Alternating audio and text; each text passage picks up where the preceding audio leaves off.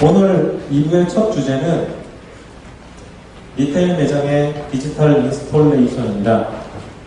발표를 맡아주신 정욱환 강사님은 현재 한성대학교 교수님으로 계시고 본 연구회의 부회장으로 겸하고 계십니다. 박수로 환영해 주시면 감사하겠습니다. 네, 안녕하세요. 한국VA 연구회 정욱환입니다.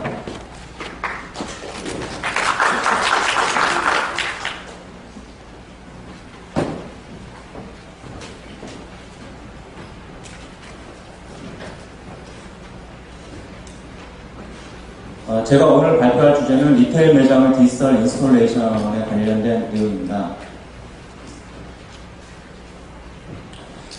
최근 디지털 기술이 빠르게 진화하면서 패션 산업에서도 디지털 기술에 대한 영향을 많이 받고 있는데요. 특히 그 패션 상품 쪽에서는 디지털 기술에 대한 시도들이 지금 많이 이루어지고 있습니다. 이와 같은 맥락으로 지금 패션 리테일 매장에서도 디지털 기술이 지금 어디까지 진도가 나갔는지에 대한 궁금증에서 이 주제가 시작되었습니다. 오늘의 콘텐츠, 오늘의 그 순서는 웨어러블 마켓에 대한 리뷰와 그 다음에 매장 공간 안에서 이루어지고 있는 디지털 인스톨레이션, 그리고 마지막으로는 그 내용을 바탕으로 해서 앞으로의 어떻게 전개가 될 것인지에 대한 고민을 좀 해보고자 합니다.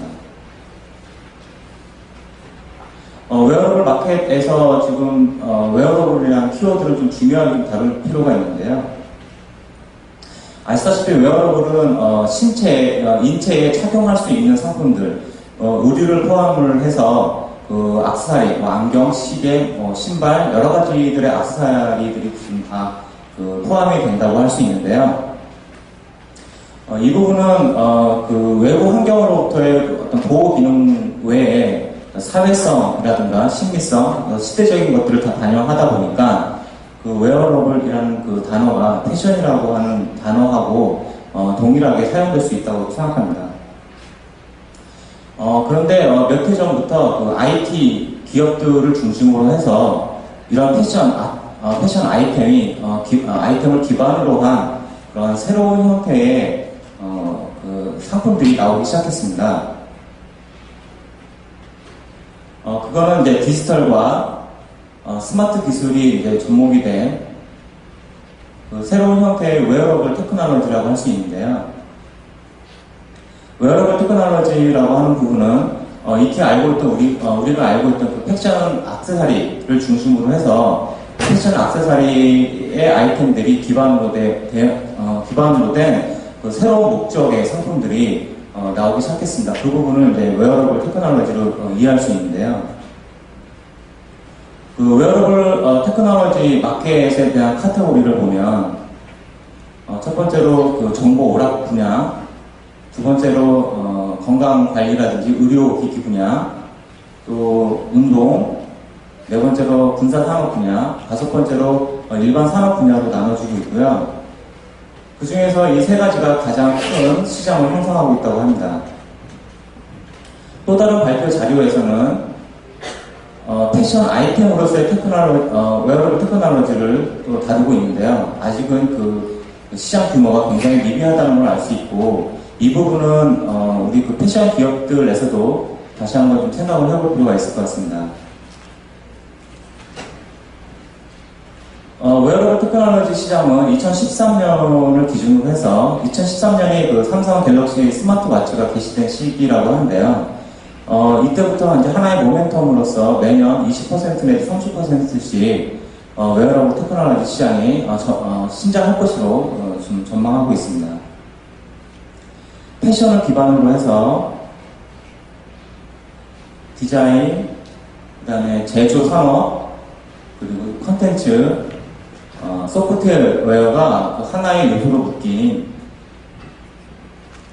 그 새로운 형태의 리테일 환경이 지금 조성되고 있고요. 이러한 부분들은 IT 기업뿐만 아니라 그 어떤 경계가 없이 여러 기업들이 지금 참여를 하고 있습니다.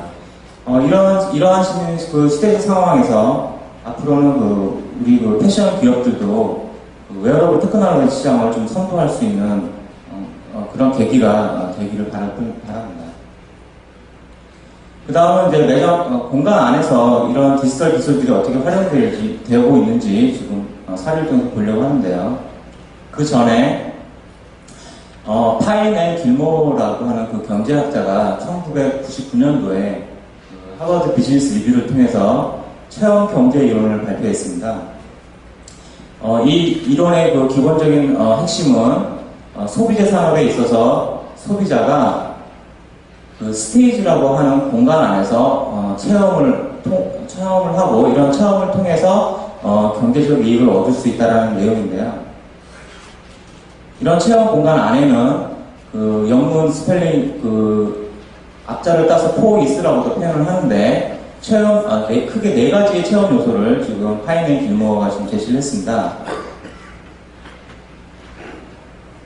여기 지금 시계 방향으로 돌아가서 볼 건데요. 첫 번째는 오락성과 즐거움에 대한 부분, 두 번째는 직접적으로 체험할 수 있는 거라든지 정보를 제공하는 부분들, 그 다음에 현실과 다른 현실 도피라든지 상상 체험할 수 있는 부분들, 그 다음에 아름다운 것들, 심미적인 것, 예술적인 것, 이런 것들이 공간 안에서 체험 요소로 들어가야 된다고 하는 부분입니다. 여기에 덧붙여서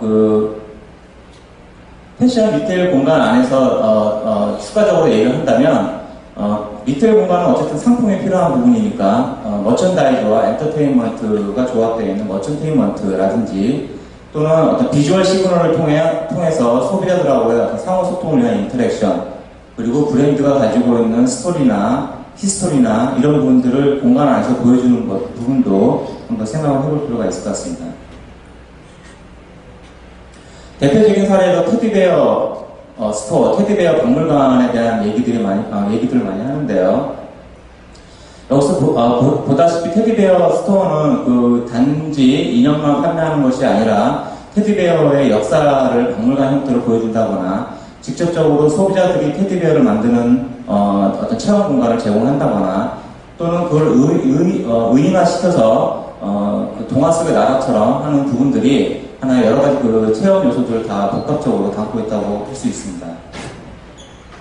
그래서 결국은 이제 소비자들이 이제 즐겁게 체험을 하고 나올 때는 아주 그 즐거운 마음으로 이제 테디베어 인형을 자연스럽게 사고 나오는 형태가 되는데 이것들을 지금 이제 파인 앤 길모어가 체험 경제 이론에서 다루는 핵심 내용입니다. 이런 부분들은 또 디지털 인스톨레이션에서도 좀 생각을 해볼 필요가 있는데요. 이제 샘플 이미지에서 볼 수 있듯이 이런 공간 안에서 체험적인 요소들은 디지털을 어떻게 잘 활용하느냐에 따라서 굉장히 효과적이고 극대화시킬 수 있는 장치가 될 수 있습니다. 제가 한 달 전에 코엑스몰을 다녀왔는데요. 혹시 이제 여기 계신 분들도 그런 경험을 했는지 모르겠는데 제 스마트폰에 그 코엑스몰에 입점되어 있는 매장, 어떤 한 매장에 대한 이벤트 광고가 제 스마트폰에 뜨더라고요. 그래서 이제 이런 부분들이 벌써 스마트폰을 이제 그 근처에 있는 샵이라든지 백화점에서 감지를 해서 와이파이나 블루투스를 이용해서 소비자들한테 일단 상품에 대한 또는 매장에 대한 정보 제공을 하는 기술들이 지금 나와 있는 것 같습니다. 동영상을 하나 보여줄 텐데요.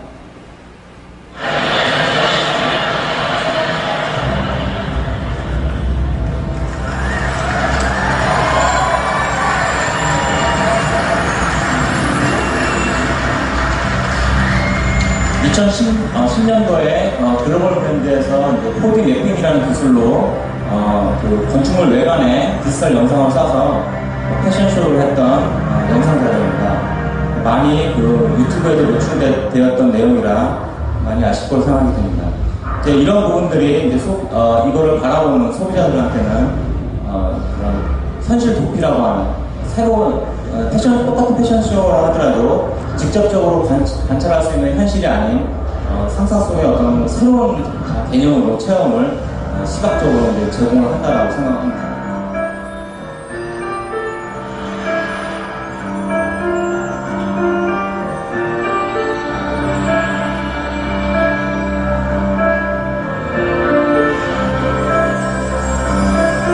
실제 패션쇼를 할 수 있는 공간이라든가 여러 가지 장치들을 오히려 이런 4D 디지털을 이용해서 영상만으로 이제 콘텐츠를 제공하는 경우가 됩니다.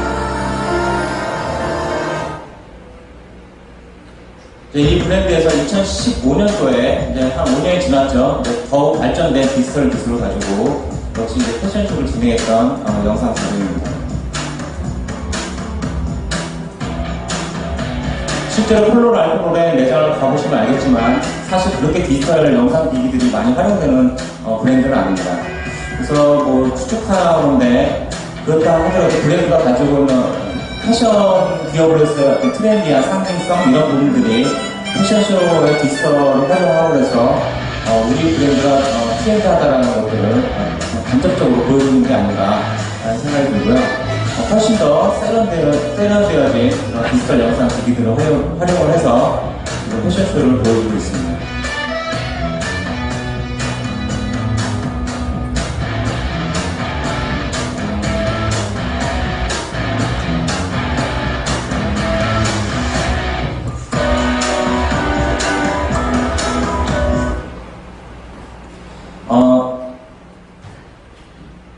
그 2013년도에 그 서울 신사동에 오픈한 그 럭셔리 핸드백 브랜드 매장인데요. 오픈 당시에 트랜스페어런트 디지털 디스플레이라고 해서 실제 핸드백 상품이 이제 쇼윈도 안에 있고 그 유리면에 디지털 기술을 활용을 해서 아주 그 다양한 콘텐츠들을 보일 수 있는 디스플레이를 보여준 오픈 사례입니다. 특히 이 부분은 소비자가 직접적으로 소통할 수 있는 인터랙티브한 기술들을 윈도우에 도입한 내용이기도 합니다.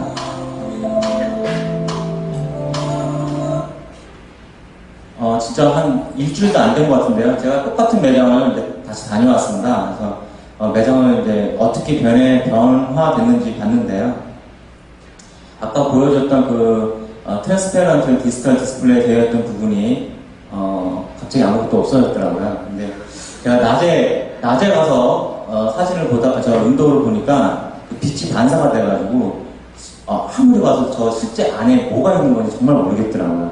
근데 중요한 거는 물론 디지털 디스플레이를 활용하는 것도 좋지만 지속적으로 활용하는 것도 되게 중요할 것 같고요. 정확한 이유는 모르겠지만 어떤 컨텐츠에 대한 지속적인 어떤 메인테넌스, 관리에 대한 부분과 또는 실제로 저 매장이 소비자하고의 맞닥뜨리는 저 외부 환경에 대한 부분, 어프로치가 쉽지 않아서 혹시라도 변경되지 않았을까 한번 짐작해 볼 수 있을 것 같습니다. 이런 디지털 기술들은 쇼윈도에서도 다양하게 지금 선보이고 있는데요. 단지 디지털 기술만 보이는 게 아니라 디지털과 기존에 있는 오브제와 그 다음에 그 그래픽 필름과 이런 것들을 아주 입체적으로 쇼윈도에서 보여주고 있었습니다. 역시 마찬가지로 그런 디지털 영상과 일반적인 시스타 이미지와 또 그래픽 필름이 같이 한데 보여주는 쇼윈도입니다. 영상으로 잠깐 보시겠습니다.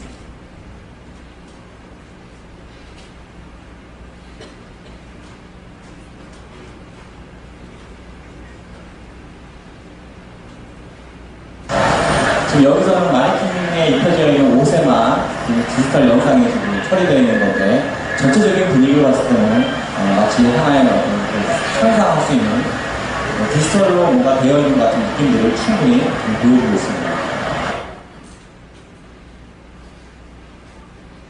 이것도 마찬가지로 디지털 영상과 기본적인 실사 이미지들이 한데 느껴져 새로운 형태의 쇼윈도어가 보여지고 있습니다.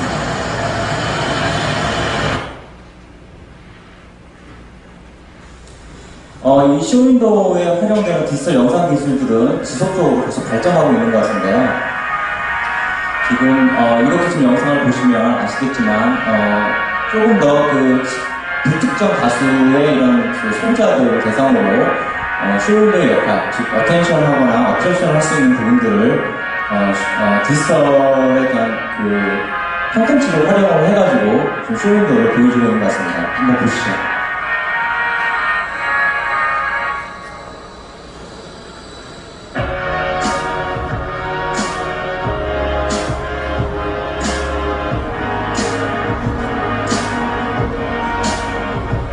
지금 사람들이 입고 있는 옷을 보면 정확한 계절감을 제가 잘 모르겠습니다. 근데 지금 저렇게 마치 그 폭포수가 떨어지는 것처럼 하는 거 봐서는 여름 계절에 했었으면 아주 그 지나가는 소비자들이 굉장히 지나가는 그 컨슈머들이 굉장히 좋아했을 것 하지 않았을까라는 생각이 들고요. 또 저런 콘텐츠 기술 안에서 다양한 또 콘텐츠들이 또 나올 수도 있을 것으로 기대를 해봅니다.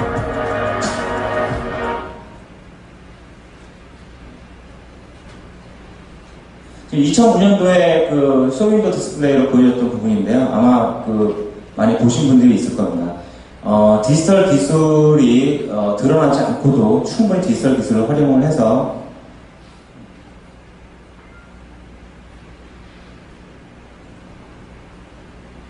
그 디지털 기술을 활용을 해서 실제적으로 그 이 디지털 쇼윈도를 바라보는 소비자들의 감성을 이런 아날로그 감성을 충분히 자극할 수 있는 거기에 머천다이징이라고 하는 디스플레이가 아주 적절하게 잘 녹아진 아주 훌륭한 쇼윈도 중에 하나라고 생각이 들어서 다시 한번 제가 보여드리고자 영상을 좀 틀었습니다. 지금 여기 보시면 아시겠지만 그 디지털 영상 기기에서 마치 바람이 나와서 실제 스카프에 바람이 부는 것처럼 하는 이런 부분들은 상당히 어떤 기술적으로 정확하지 않으면 안 되는 부분인데 너무 그 감성을 잘 디지털을 통해서 감성을 잘 그 쇼윈도에서 표현했던 영상으로 생각합니다. 이런 디지털 기술 기기들은 POP라고 하는 형태로서 또 많이 보여지고 있는데요. 굉장히 직관적이면서도 소비자들한테 바로 상품에 대한 구매를 연결할 수 있는 부분들을 디지털 기기들을 활용해서도 보여주고 있습니다.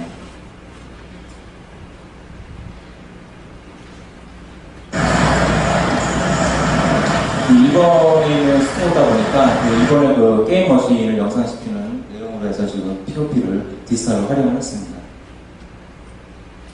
이러한 디지털 기술들에 대한 쇼잉은 소비자들한테 보여주는 것만 있는 게 아니라 이제는 매장이나 브랜드에서도 우리 매장이나 브랜드의 소비자들을 좀 파악할 수 있는 장치로도 활용이 되는데요. 가장 일반적인 게 마네킹이라든가 매장에 안 보이는 구석에 카메라 또는 센서를 이용해서 소비자 구매 행동을 파악한다라든가 어쨌든 소비자에 대한 분석을 통해서 결국 다시 소비자들이 쇼핑하는 데 도움을 줄 수 있는 또는 이제 판매율을 높일 수 있는 정책으로 활용을 할 수도 있을 것 같습니다.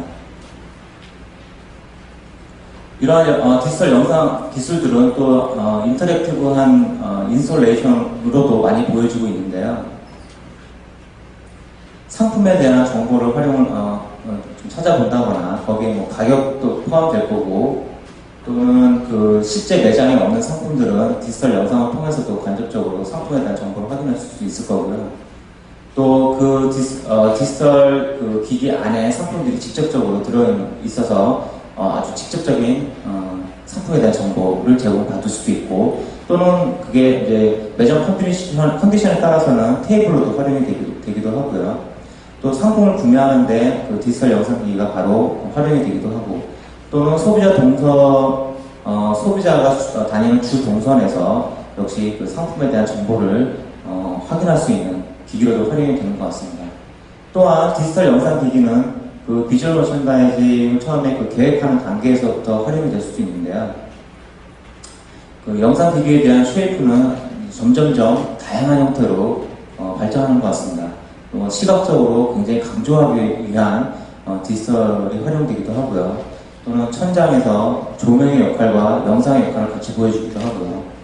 또는 그게 브랜드나 상품에 대한 아주 그 효과적인 VMD로서 비주얼 머천다이징으로서 디지털 영상이 활용되는 모습도 볼 수 있습니다. 이러한 디지털 기술들이 계속 발전을 하게 됨으로 해서 실제로 상품을 진행하는 머천다이징을 계획하는 단계에서도 실제 비주얼 머천다이저가 디자인을 하는 내용이 조금 더 실현 가능한 내용으로 좀 전개를 할 수도 있는데요. 이렇게 좀 다양한 방법으로 디지털 기술을 활용을 하면서 매장들이 예전보다 더 폭넓게 소비자들한테 체험 요소를 제공하는 것 같습니다. 또 매장 공간뿐만 아니라 그 패션쇼라든지 전시장에서도 이런 디지털 기기들이 이제 많이 활용되는 모습을 볼 수 있습니다.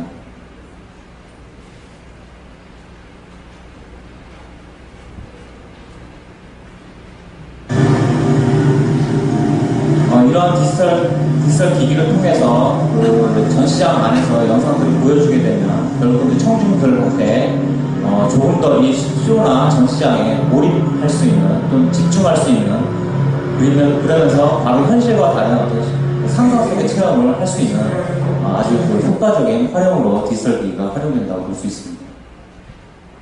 이러한 사례들을 봤을 때 한 세 가지 정도의 이제 그 키워드를 뽑을 수 있는데요. 첫 번째는 이런 디지털 영상 기술들이 앞으로도 계속해서 발전을 할 것으로 보이고요.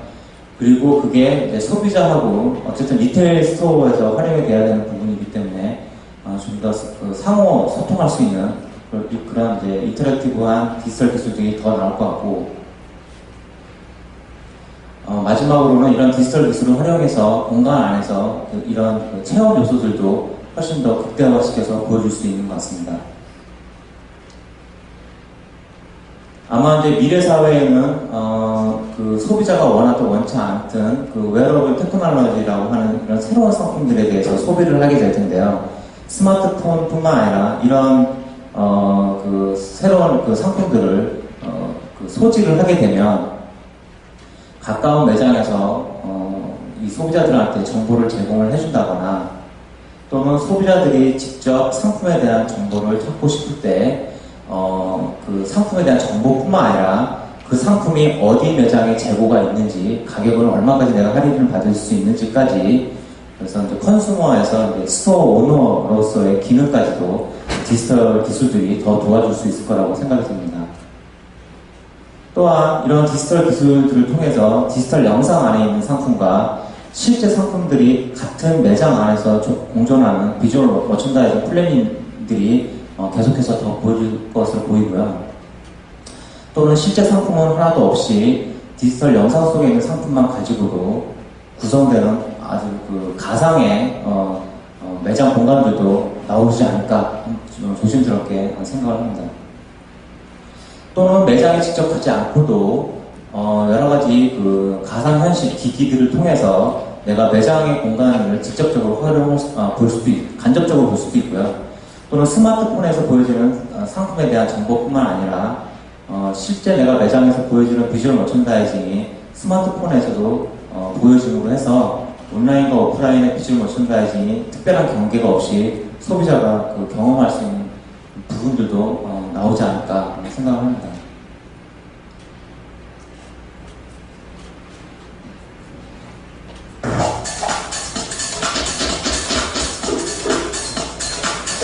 지금 소비자가 그 디지털 기기를 활용을 해서 그 옷을 구매하는 과정의 동영상인데요. 굉장히 지금 즐거운 표정으로 그 옷을 구매하기 위해서 디지털 기기를 통해서 간접적으로 여러 가지 상품들을 체험을 하고 있습니다.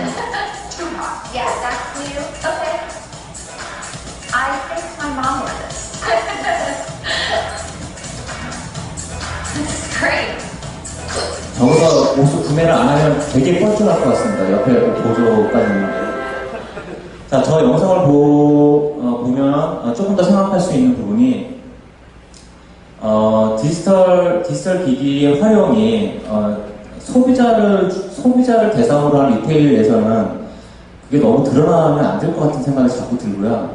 아날로그 감성이 충분히 거기 안에 포장이 되어야 된다는 생각과 또 지금 그 영상에서 보듯이 지금 소비자는 한 사람 또는 한 팀이 그 디지털 어떤 인스톨레이션을 통해서 지금 체험을 통해서 좀 쇼핑을 하게 되는데 이게 아마 실제로 매장에 그대로 적용이 된다고 하면 나머지 소비자들이 기다리거나 아니면 포기를 하거나 하는 상황도 좀 생기지 않을까.